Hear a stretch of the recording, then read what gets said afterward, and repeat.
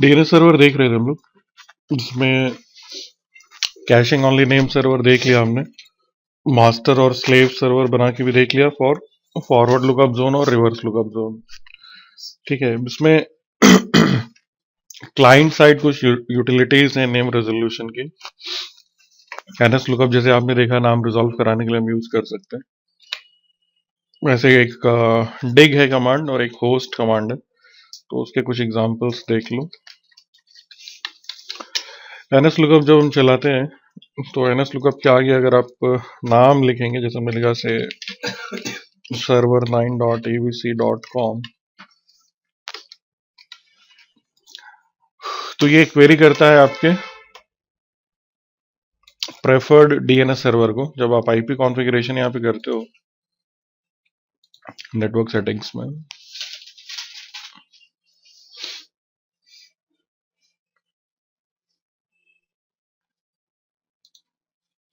जो यहाँ पे हमने डाल रखा है ये डीएनएस में कि आपका डीएनएस सर्वर 192.168.1.140 है ना। तो इस सर्वर को ये क्वेरी भेजेगा, जी दिखा रहा है कि ये सर्वर को क्वेरी गई है 1.140 है, ठीक है। और ये आपका क्वेश्चन कि सर्वर 9.abc.com का आईपी क्या है, तो आंसर आपको यहाँ पे दिखा रहा है उसका आईपी एड्रेस 1.140 है। यहीं पे अब क्योंकि आपने रिवर्स लुकअप जोन बना रखी है, तो अगर आप आईपी एड्रेस लिखेंगे तो अगेन सेम सर्वर को क्वेरी जा रही है। अब इसमें आपको नाम दिखाई पड़ रहा है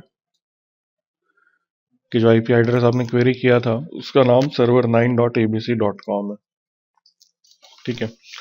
एनएस लुकअप आप इंटरैक्टिव मोड में भी चला सकते हैं।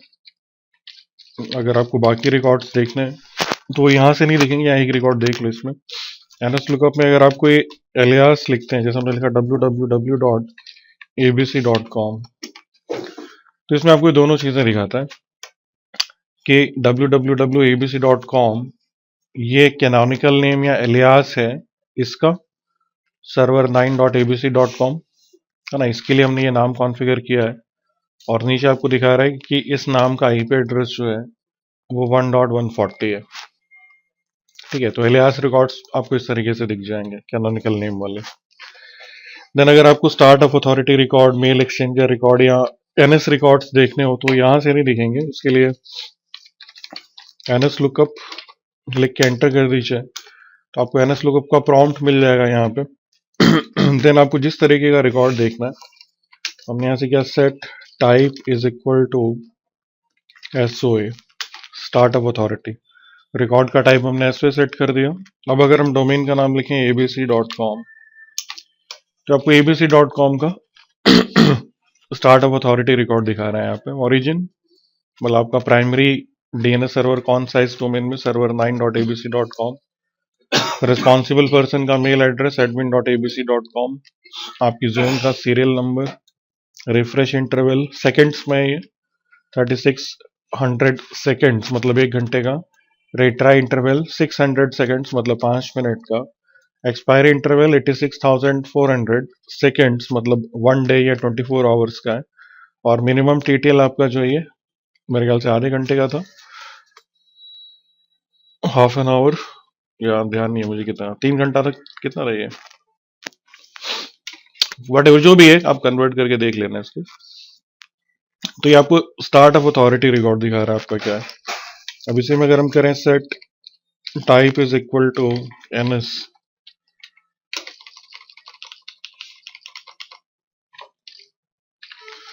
इसका मतलब है कि हम नेम सर्वर रिकॉर्ड्स देखना चाहते हैं। अब अगेन अगर हम डोमेन का नाम लिखें abc.com, तो हमें इस डोमेन की ये क्या दिखाएगा, नेम सर्वर रिकॉर्ड्स, मतलब इस डोमेन में कौन से सर्वर्स हैं जो एस डीएनएस सर्वर काम कर रहा है।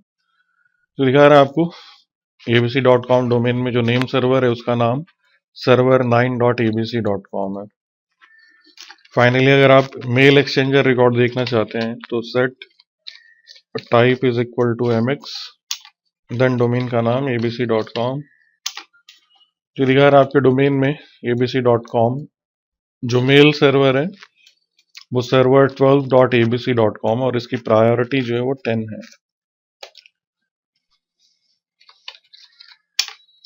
तो इस तरीके से आप यूज कर सकते हैं कैनस लुकअप को।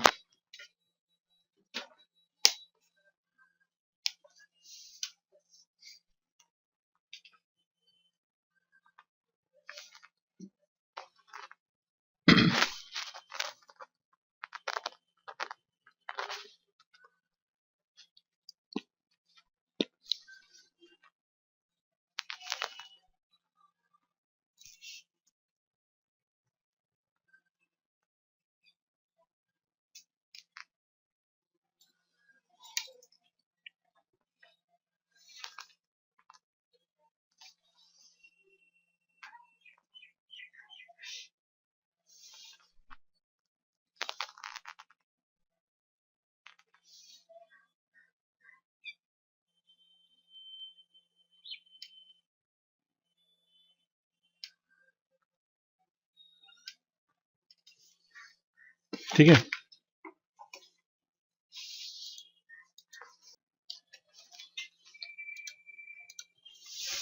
सेकंड कमांड फिर इसमें जो है वो डिग है। डिग के थ्रू भी आप ये सारे रिकॉर्ड्स देख सकते हैं। तो इसमें इंफॉर्मेशन थोड़ी अलग तरीके से आती है, पूरा पूरा रिकॉर्ड दिखाई पड़ता है। जैसे हमने ऐसे किया डिग server 9.abc.com, जैसे आपने एनएस लुकअप में किया था एनएस लुकअप server 9.abc.com कि इस नाम का आईपी एड्रेस क्या है। तो इस तरीके से आपको इंफॉर्मेशन जो है वो रिटर्न करता है। जहाँ पे दिखा रहा है एक क्वेरी जनरेट हुई है, उसका एक आंसर आया, जो आंसर है वो अथॉरिटेटिव है। अथॉरिटेटिव आंसर क्या होता है मैं बता रहा हूँ अभी आपको। इसमें दिखा रहा है आपका क्वेश्चन सेक्शन। क्वेश्चन क्या था आपका कि server 9.abc.com इसका आप ए रिकॉर्ड देखना चाहते हैं। ए रिकॉर्ड मतलब host record, name to IP mapping. तो नीचे आंसर सेक्शन में आपको दिखा रहा है server 9.abc.com इसका आईपी एड्रेस 1.140 है। और ये जो इंफॉर्मेशन आ रही है यहाँ पे, ये रिकॉर्ड का टाइप दिख रहा है, होस्ट रिकॉर्ड है, ये क्लास दिख रही है इंटरनेट, और ये जो आ रहा है ये आ रहा है टीटीएल कि इस रिकॉर्ड का टाइम टू लिव कितना है। अब ये क्वेश्चन अगर आप दोबारा पूछेंगे अगेन टाइम टू लिव उतना ही आ रहा है, सेम है ना, क्योंकि ये आंसर डीएनएस सर्वर से ही पूछा जा रहा है बार बार, तो वो आपको यही सेम आंसर दे रहा है या सेम डिटेल मिल रहा है। अगर किसी कैशिंग ओनली सर्वर से लेते तो ये घट के मिलता हमें। अब इसी में अगर आप आईपी एड्रेस के थ्रू कराना चाह रहे हैं कि 1.140 इसका नाम क्या है, तो एनएस लुकअप में सिर्फ आईपी लिख देते थे, लेकिन इसमें -x लगाना पड़ता है साथ में। डिग -x 192.168.1.140 अगर आप आईपी टू नेम कराना चाह रहे हैं। तो इसमें दिखा रहा है अगेन क्वेश्चन सेक्शन में आपका क्वेश्चन, इस आईपी का नाम क्या है। नीचे आंसर सेक्शन में दिखा रहा है आपको server 9.abc.com, और रिकॉर्ड का टाइप जो है वो है पॉइंटर रिकॉर्ड, क्योंकि जो इन्फॉर्मेशन है ये पॉइंटर रिकॉर्ड्स में ही सेव होती है आईपी टू नेम।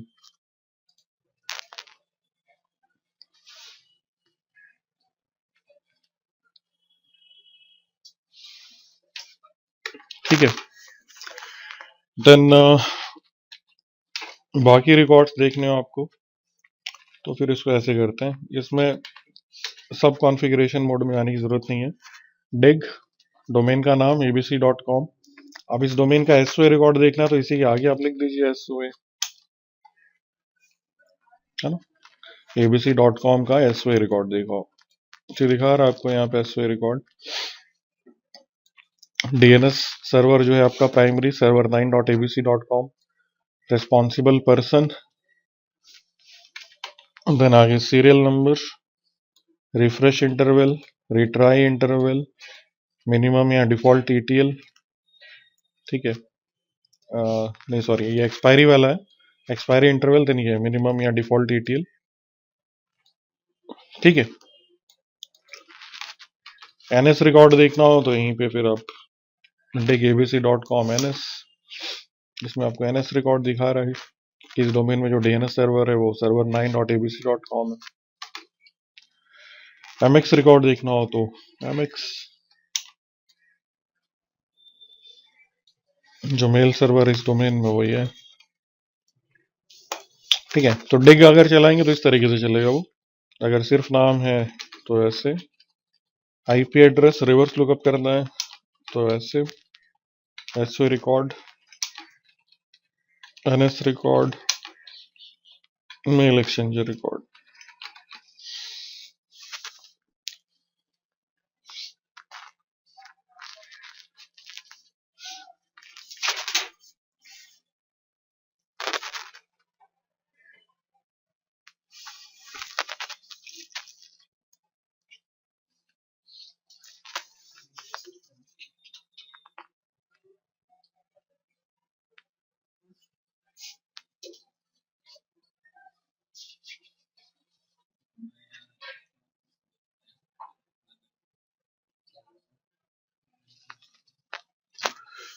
इसमें फिर एक तीसरी कमांड और है, होस्ट कमांड।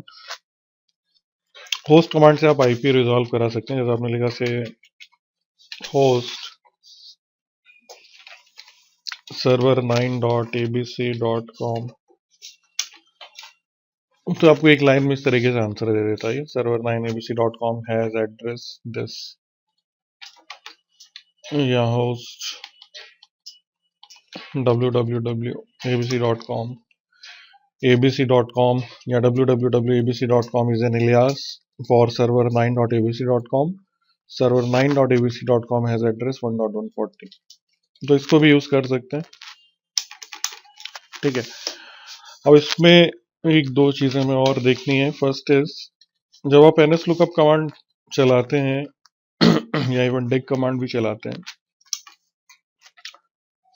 और इसमें तो अभी नहीं आ रहा क्योंकि अथॉरिटेटिव आंसर है, किसी दूसरे डोमेन के लिए ट्राई करते हैं। जैसे सपोज हमने लिखा एनएस लुकअप www.google.com, तो इसमें दिखा रहा है कि जो क्वेरी है ये 1.140 डीएनएस सर्वर को भेजी गई।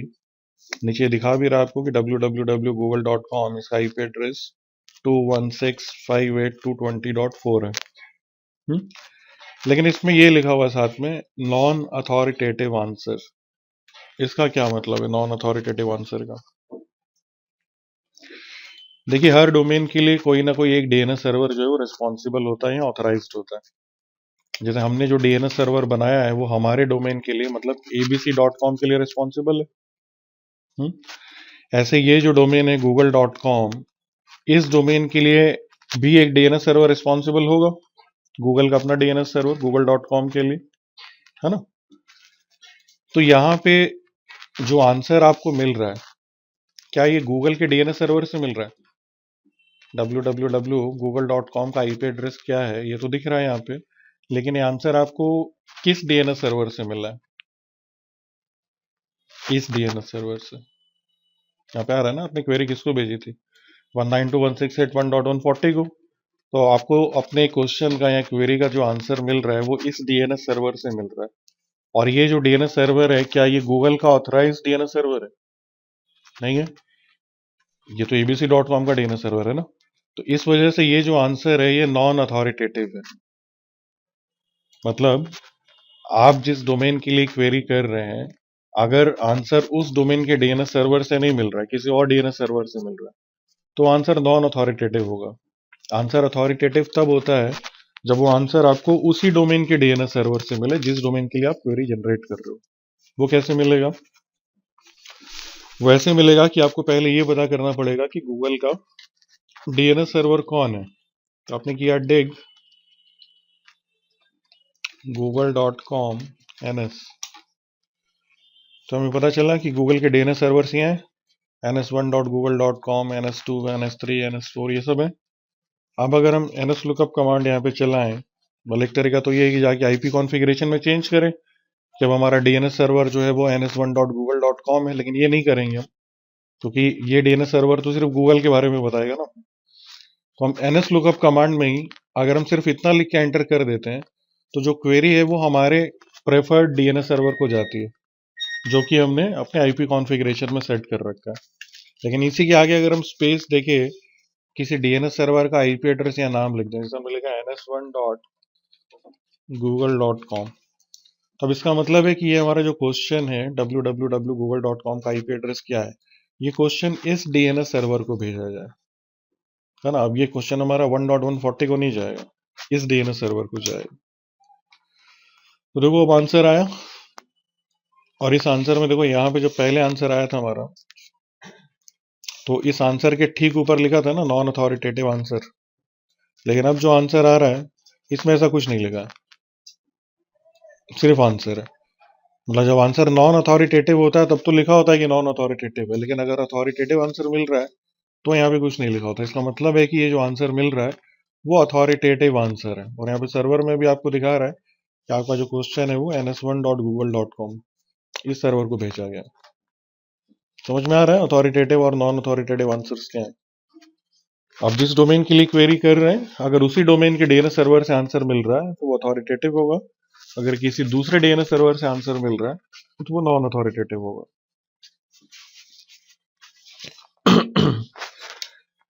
देन फिर इसमें नेम रेजोल्यूशन के लिए अभी तक हम डीएनएस यूज कर रहे थे, ठीक है, लेकिन डीएनएस से पहले भी नेम रेजोल्यूशन होता था, डीएनएस बाद में आया। डीएनएस से पहले नेम रेजोल्यूशन के लिए होस्ट फाइल यूज होती थी। अगर आप लिनक्स यूज कर रहे हैं तो लिनक्स में ईटीसी में होस्ट इस नाम से एक फाइल होती है, जिसमें आप ये इस तरीके से मैपिंग्स कर सकते हैं। की भी थी हमने जब हमने वेब सर्वर बनाया था बाय नेम एक्सेस करने के लिए।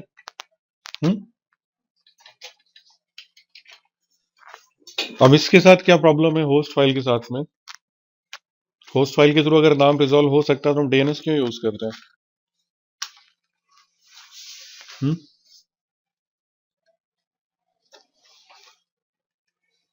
होस्ट फाइल में अगर हम नेम टू आईपी मैपिंग्स कर सकते हैं और उससे नाम रिजॉल्व हो जाएगा तो डीएनएस यूज करने की क्या जरूरत है?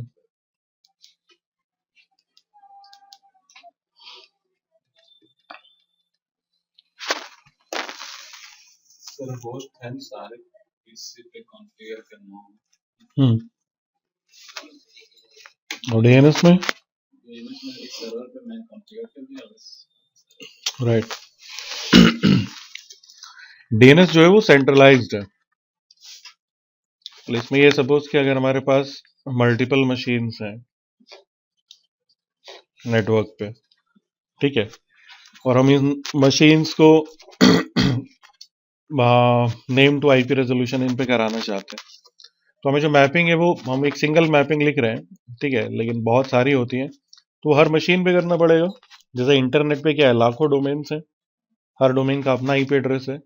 तो जैसे अगर आप इस मशीन पे लिखते हैं भाई कि उससे 202.1.90.5 ये आईपी www.google.com का है, तो ये जो मैपिंग है आपको इस मशीन पे /etc/host में लिखनी पड़ेगी। ये मैपिंग आपको इस मशीन की etc होस्ट में भी लिखनी पड़ेगी, यहां भी लिखनी पड़ेगी और यहां भी लिखनी पड़ेगी, है ना। तो आपका काम बढ़ेगा और दूसरी आपकी होस्ट फाइल तो बहुत बड़ी हो जाएगी, ठीक है। और प्लस इसमें क्या है कि रोज या डेली बेसिस पे नए नए डोमेन्स आते रहते हैं, तो ये आपको होस्ट फाइल रेगुलरली अपडेट भी करनी पड़ेगी हर मशीन पे, ठीक। और इवन जो पुराने डोमेन्स हैं उनके आईपी एड्रेसेस चेंज हो सकते हैं, तो वो मॉडिफिकेशंस भी आपको इन होस्ट फाइल्स में जो है वो अपडेट करने पड़ेंगे, है ना। तो इसको मैनेज करना मुश्किल था होस्ट फाइल को, इसी वजह से हम डीएनएस यूज करते हैं। अब डीएनएस में क्या होता है, डीएनएस में आपका एक सेंट्रलाइज्ड सर्वर है यहाँ पे, ठीक है। अब ये जो है किसी डोमेन के लिए काम कर रहा है, से abc.com, तो इसको सब कुछ स्टोर करने की जरूरत नहीं है, ये अपने डोमेन के रिकॉर्ड स्टोर करता है। इसको आप जो क्वेरी भेज रहे हैं अगर इसी डोमेन के लिए भेज रहे हैं तो ये अपने डेटाबेस से उठा के आंसर दे देगा। इसको अगर आप किसी दूसरे डोमेन की क्वेरी भेज रहे हैं तो फिर ये बाहर के जो डीएनएस सर्वर हैं, जैसे रूट डीएनएस सर्वर है या कॉम का डीएनएस सर्वर, किसी भी तरीके से फॉरवर्डर के थ्रू या रूट इन फाइल के थ्रू पता करके बता देगा। तो आपको अपनी क्लाइंट मशीन्स पे होस्ट फाइल्स मैनेज नहीं करनी पड़ेंगी, राइट। लेकिन नेम रेजोल्यूशन का जो ऑर्डर है, भले ये दोनों चीजें साथ साथ भी यूज हो सकती हैं, ऐसा नहीं है कि अगर आप डीएनएस यूज कर रहे हैं तो होस्ट फाइल यूज नहीं कर सकते, होस्ट फाइल भी साथ में यूज हो सकती है। दोनों चीज अगर आप साथ में यूज करेंगे तो होस्ट फाइल का प्रेफरेंस या प्रायोरिटी ज्यादा होती है। मतलब जब भी आपकी मशीन पे कोई नेम रेजोल्यूशन रिक्वेस्ट जनरेट होती है तो रिक्वेस्ट पहले होस्ट फाइल से रिजॉल्व करने की कोशिश की जाती है। अगर वो नाम होस्ट फाइल से रिजॉल्व नहीं होगा तो फिर क्वेरी डीएनएस को भेजी जाती है, राइट। अब सपोज अगर हम होस्ट फाइल में जाके यहाँ पे लिख दें कि 127.0.0.1 ये आईपी एड्रेस www.google.com का है। गूगल का तो है नहीं आईपी, ये तो लूप बैक एड्रेस है। लेकिन सपोज हमने यहाँ पे एंट्री कर दी। अब डीएनएस के हिसाब से अभी हमने देखा था, डीएनएस सर्वर हमें बता रहा था कि गूगल का आईपी है ना। सॉरी ये नहीं, ये नीचे हो तो सर्वर का है ये, कि www.google.com का आईपी एड्रेस ये है। तो अब अगर आप यहाँ से करो सपोज पिंग www.google.com, एंटर, कौन पिंग हो रहा है? इसने इस नाम को आईपी एड्रेस में रिजॉल्व किया, और ये आईपी क्या मिला इसको? 127.0.0.1, मतलब उसके हिसाब से गूगल का आईपी है। इवन अगर आप ब्राउजर पे जाके यहाँ पे ओपन करेंगे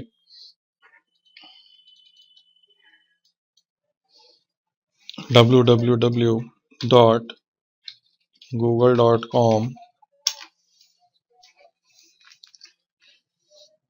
क्या खुल रहा है?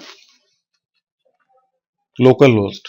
ये जो मशीन है हमारी एज ए वेब सर्वर भी काम कर रही है, हमने इस पे वेब सर्वर कॉन्फ़िगर किया था, है ना। तो ये लोकल होस्ट मतलब लोकल आईपी से जो लोकल वेबसाइट हमारी रन कर रही है वो ओपन हो रही है।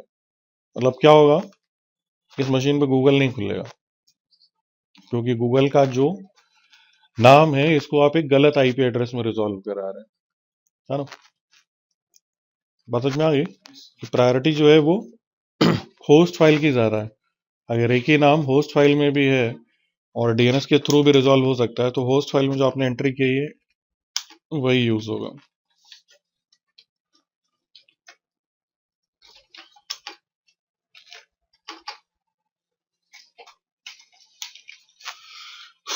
इतना ही था करीब करीब डीएनएस में। डीएनएस में एक आखिरी चीज और है, हालांकि वो हम पढ़ते नहीं है यहाँ पे, लेकिन देख लेते हैं।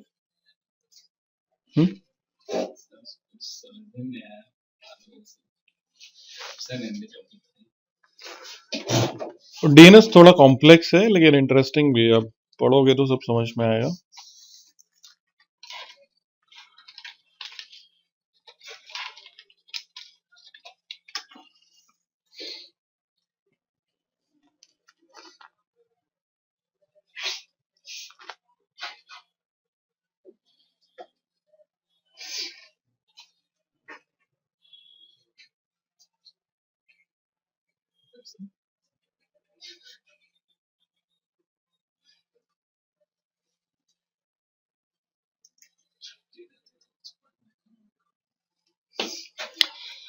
बाइंड में देखिए आपने ये पैकेज इंस्टॉल किया था, एक तो बाइंड वाला सर्वर बनाने के लिए, है ना, और दूसरा कहाँ गया वो, ये बाइंड यूटिल्स। मैंने आपको बताया था कि आप एनएस लुकअप डिग और होस्ट ये सब जो कमांड चलाते हैं, इसके लिए बाइंड यूटिल्स चाहिए होता है, ठीक है। बाइंड में यहाँ पे एक पैकेज और ये दिख रहा है, बाइंड सी एच रूट। ये C H root run time environment for the ISC bind DNS server named. इसमें भी देखिए क्या है कि जो एक चीज, एक टर्म यूज होता है सी एच रूट या चेंज रूट, है ना, जिसे हम रूट जो है वो चेंज कर देते हैं किसी चीज का। हम्म? तो बाइंड जो है इसको भी आप सी एच रूटेड एनवायरमेंट में रन कर सकते हैं। सी एच रूटेड एनवायरमेंट में रन करने का मतलब है कि इसकी डायरेक्टरीज बदल जाएंगी। जैसे अभी बाइंड सर्वर की कॉन्फ़िगरेशन फाइल जो है named.conf, ये आपको कहाँ मिलती है? /etc में।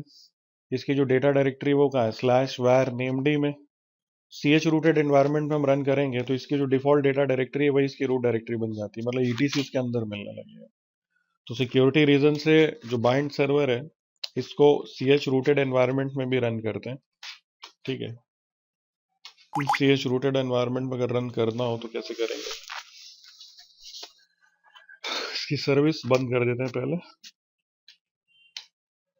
System ctl stop named.service, then वो पैकेज इंस्टॉल कर लीजिए, या -y install bind-chroot।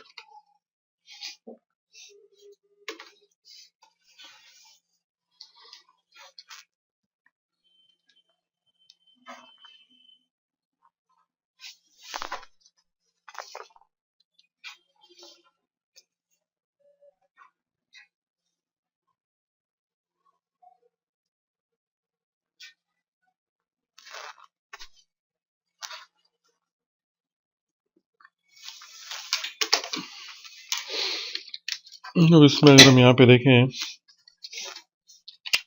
var named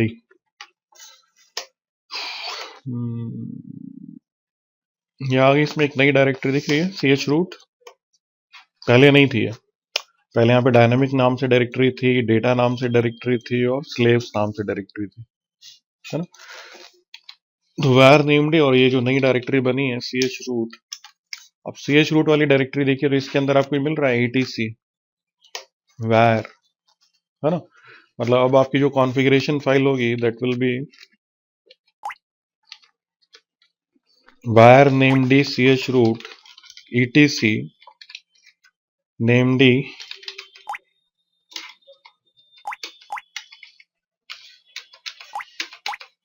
खाली है,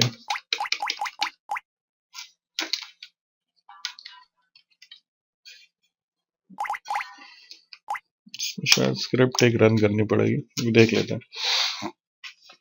खैर etc यहाँ पे बन रहा है और ऐसे यहाँ पे अगर हम देखें ch root var named, है ना। मतलब पाथ जो है आपके वो इस डायरेक्टरी के अंदर आ जाएंगे। etc var named ch root के अंदर है, फिर आपकी जो var वाली डायरेक्टरी है वो भी इसके अंदर है, var named ch root के अंदर ही var named।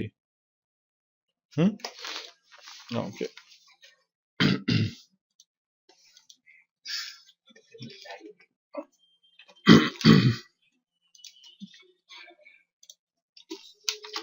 7 में उन्होंने स्क्रिप्ट दे रखी है यहाँ पे /usr libs6 में ये setup named ch root dot sh, एक शेल स्क्रिप्ट है और इसको हम उस डायरेक्टरी का पाथ दे देते हैं जिसके अंदर से हम इसको रन करना चाह रहे हैं, ऑन, ठीक है। देन आपकी जो अभी तक हम सर्विस रन कर रहे थे वो नेमडी वाली सर्विस थी, अब नेमडी वाली सर्विस हम ऑलरेडी बंद कर चुके हैं, उसको हमें रन करना भी नहीं है, तो सिस्टम ctl स्टॉप ऑलरेडी कर चुके थे हम, इसको डिसेबल भी कर देंगे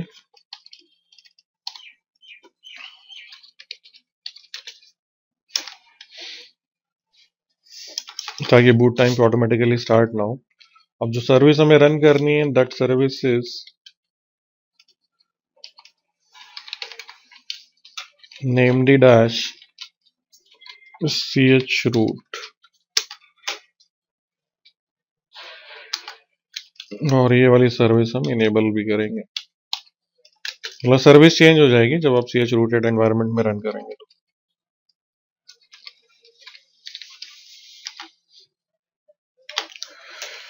डायरेक्टरी स्ट्रक्चर एक बार फिर से देख लें अब, ls var named ch root etc, ये आ गई आपकी फाइल्स यहाँ पे अब named.conf और var named, ये यहाँ पे आपकी जो फाइल्स थी जोन फाइल्स, अब इसने क्या किया कि क्योंकि ऑलरेडी हम उधर बना चुके थे तो वो जोन फाइल्स उसने इधर माइग्रेट कर दी हैं।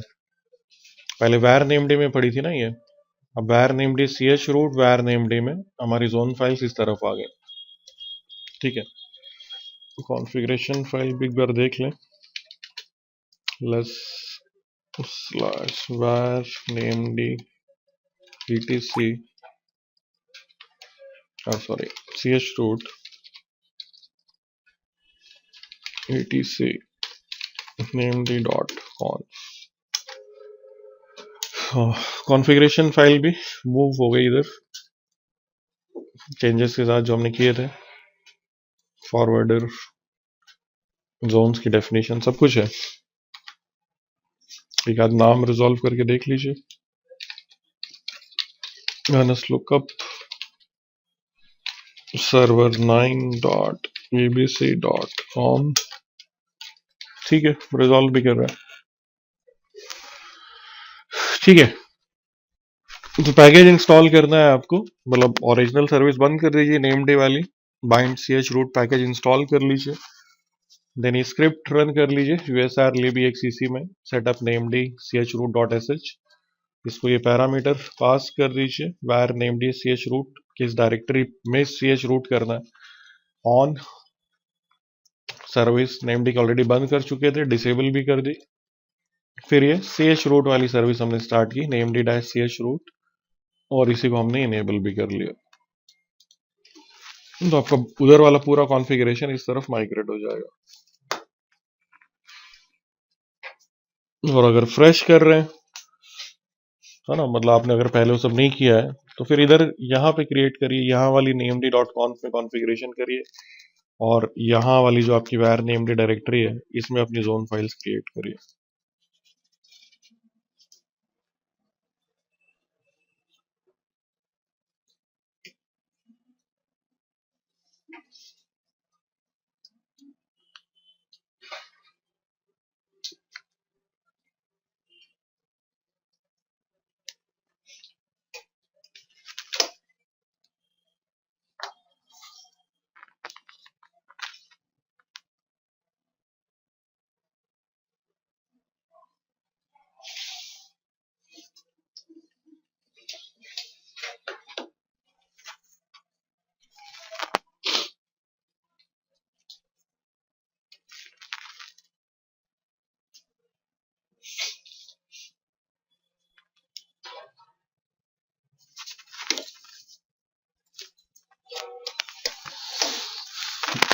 इतना ही है इसमें, DNS में।